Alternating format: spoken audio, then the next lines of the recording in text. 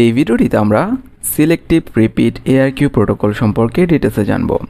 এই ভিডিওটি কমপ্লিট করার পরে আপনি জানতে পারবেন যে কি সিলেক্টিভ রিপিট ARQ প্রোটোকল কিভাবে কাজ করে এবং আপনি গো ব্যাক অ্যান্ড ARQ প্রোটোকল এবং সিলেক্টিভ রিপিট ARQ প্রোটোকলের মধ্যে যে ডিফারেন্সটা রয়েছে সেটাও জানতে পারবেন।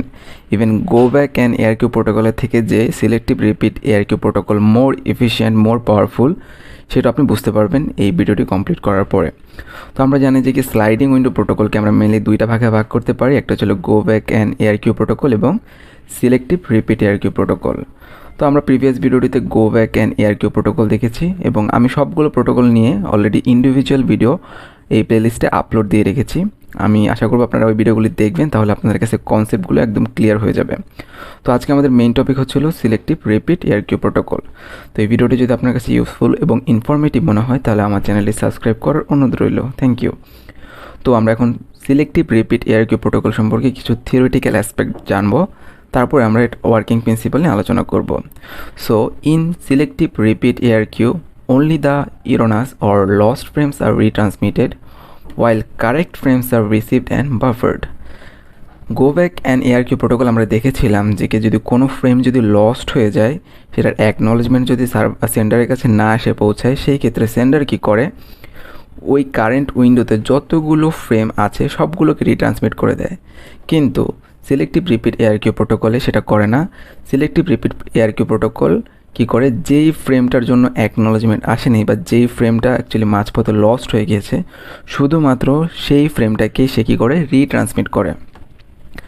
The receiver, while keeping track of sequence number, buffers the frames in memory and send negative acknowledgement for only frames which is missing or damaged. তো এইখানে রিসিভার কী করে, যেই সিকোয়েন্সগুলো আছে ফ্রেমের, সেই সিকোয়েন্স নাম্বারগুলো সে নিজের কাছে জমা করে রাখে এবং সেগুলি সে ট্র্যাক করতে থাকে যে কোন ডেটাগুলো এসে তার কাছে পৌঁছাইছে এবং কোন ডেটাগুলো এসে তার কাছে পৌঁছায়নি। ঠিক আছে, সেইগুলোর সে সিকোয়েন্স নাম্বার যখন ট্র্যাক করতে থাকে, সে ইজিলি বুঝতে পারে যে কোন ডেটাটা এসে তার কাছে পৌঁছানে। সেই অনুযায়ী সে কী করে, একটা নেগেটিভ অ্যাকনলেজমেন্ট সেন্ডারকে দেয় অথবা কোনো অ্যাকনলেজমেন্ট সেন্ডারকে দেয় না। এর ফলে সেন্ডার বুঝতে পারে যে কি, আচ্ছা এই ডেটাটা মাঝপথে মিসিং হয়ে গেছে বা এই ডেটা ফ্রেমটা আর অ্যাকনলেজমেন্ট আমি পাইনি। সেই ক্ষেত্রে সে কী করে, ওই স্পেসিফিক ডেটা ফ্রেমটাকে সে রিট্রান্সমিট করে। The sender will send or retransmit packet for which negative acknowledgement is received. ওকে, আচ্ছা এখন আমরা দেখব যে কীভাবে আপনার সিলেক্টিভ রিপিট ARQ প্রোটোকল কাজ করে। সো মনে করি যে আমাদের একজন সেন্ডার আছে এবং রিসিভার আছে এবং আমাদের সেন্ডারকে কী করতে হবে, মোট 11টা ফ্রেম রিসিভারের সাইডে পাঠাইতে হবে এবং আমাদের উইন্ডো সাইজটা হচ্ছিল 4। এবং তো এখানে উইন্ডো সাইজের বা স্লাইডিং প্রোটোকলের যেই স্লাইডিং উইন্ডো থাকে সেটার এতটা ইম্প্যাক্ট থাকে না। সেটা কেন না সেটা আপনি বুঝতে পারবেন একটু পরে। তো এখন সে কী করবে, সেন্ডার প্রথমে যেহেতু উইন্ডো সাইজ 4, সুতরাং সেন্ডার একসাথে 4টা ফ্রেম সেন্ড করতে পারবে উইথাউট এনি আপনার অ্যাকনলেজমেন্ট। তার মানে অ্যাকনলেজমেন্ট ছাড়াই মোট 4টা ডেটা ফ্রেম সে রিসিভারকে সেন্ড করবে। সো আমরা মনে করি যে কি 0 নম্বর ফ্রেমটা সে সেন্ডারকে পাঠিয়ে দিল। এর জন্য স্লাইডিং উইন্ডো কতটুকু ডাটা ফ্রেমের এরিয়া কাভারেজ করে রাখবে, যে 0 নম্বর ফ্রেমটা পাঠানো হয়েছে এই জন্য সে শুধু এতটুকু এরিয়া কাভারেজ করে রাখবে। তারপরে যখন 1 নম্বর ফ্রেম পাঠানো হবে, সুতরাং এভাবে সে কাভারেজ করে যেতে থাকবে। আস্তে আস্তে স্লাইডিং উইন্ডোটা কী হবে, শিফট করবে। তো আমরা 2 নম্বর ফ্রেমটাও কী হলো, পাঠানো হইলো এবং 3 নম্বর ফ্রেমটাও কী হলো, সেন্ডারের দ্বারা রিসিভারের কাছে পাঠানো হইলো।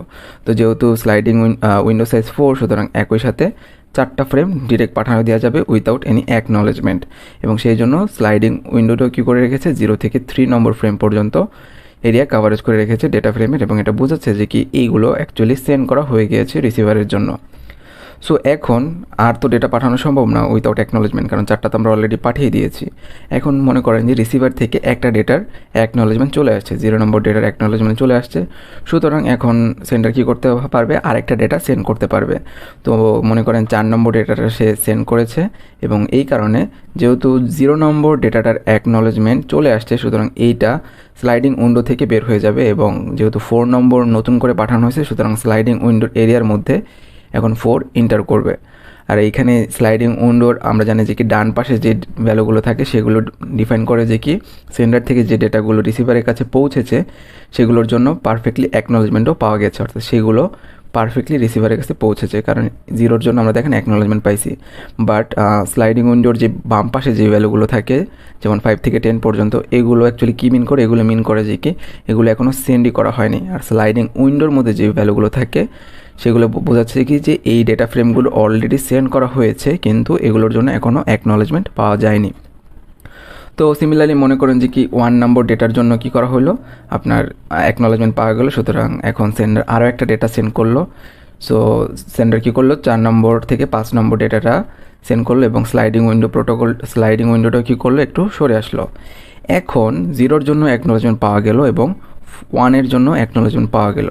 বাট কোনো একটা কারণে 2 নম্বর যে ডেটা ফ্রেমটা রয়েছে সেটার জন্য অ্যাকনোলেজমেন্টটা পাওয়া গেল না, এবং সেটার অ্যাকনোলেজমেন্টটা হয়তো কোনো কারণে মাঝপথে লস্ট হয়ে গিয়েছে, অথবা সেন্ডার থেকে 2 নম্বর ডেটাটা আদৌ রিসিভারের কাছে পৌঁছায়নি।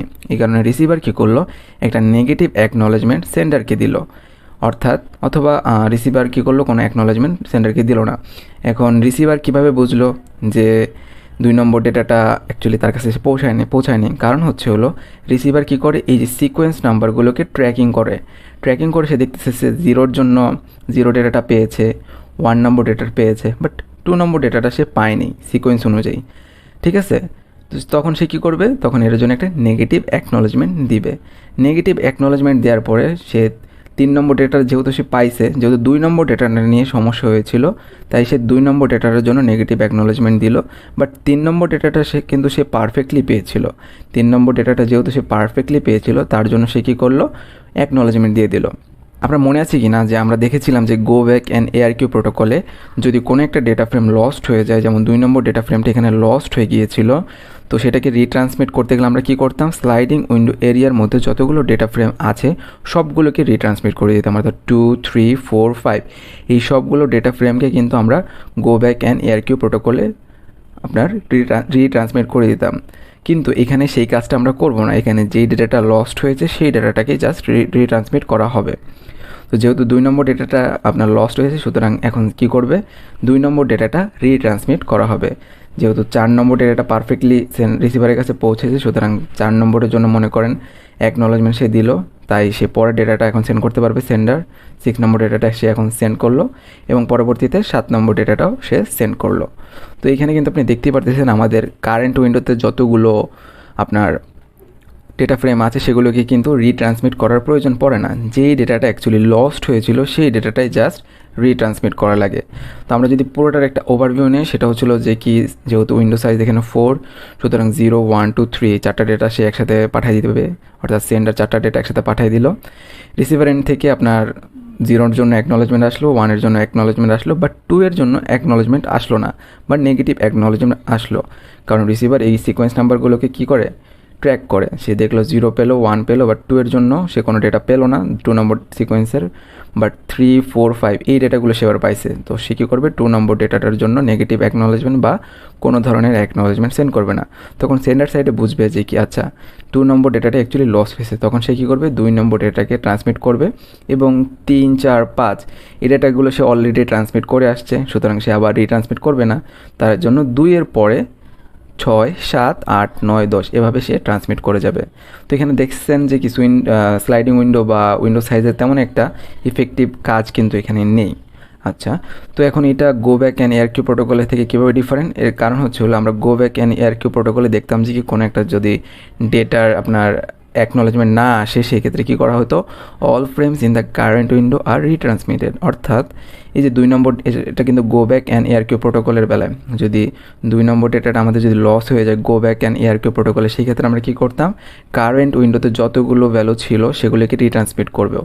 অর্থাৎ এখানে দেখেন 3, 4, 5 কিন্তু অলরেডি সেন্ড করা হয়েছিল, কিন্তু 2 যেহেতু পৌঁছায়নি, সেই কারণে আমাদের কী করতে হবে, 3, 4, 5 সেন্ড করা সত্ত্বেও আমাদেরকে আবার সবগুলো রিট্রান্সমিট করতে হবে। এখানে দেখতে পারতেছেন 2, 3, 4, 5 এগুলো কিন্তু আমাদের আবার রিট্রান্সমিট করা লাগছিল সেন্ডার সাইড থেকে। তো এইটাই ডিফারেন্স।